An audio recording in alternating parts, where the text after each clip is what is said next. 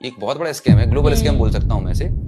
उनका ये टारगेट है कि आप दवाइयां लेते रहें, ठीक है, और हर महीने जैसे नेटफ्लिक्स का रिचार्ज करते हैं, हर महीने आप जाएंगे, हर महीने आप कंसल्टेशन कॉस्ट देंगे, ब्लड टेस्ट कराएंगे और फिर अगले 2 महीने में फॉलोअप पे आएंगे। वो नहीं चाहते आप ठीक हो जाएं। इसे मैं बोलता हूं 3D स्कैम।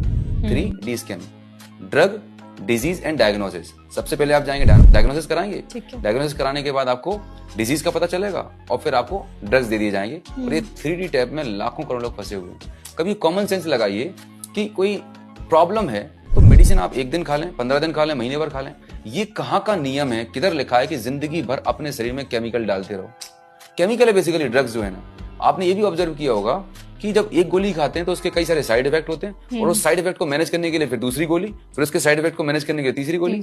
लोग दवाइयों को खाने की तरह खा रहे हैं, बल्कि खाने को दवाई की तरह खाना चाहिए। कि जो करंट सिस्टम है वो चाहता है कि मर्ज भी जिंदा रहे, मरीज भी जिंदा रहे और बीच में हमारा धंधा चलता रहे।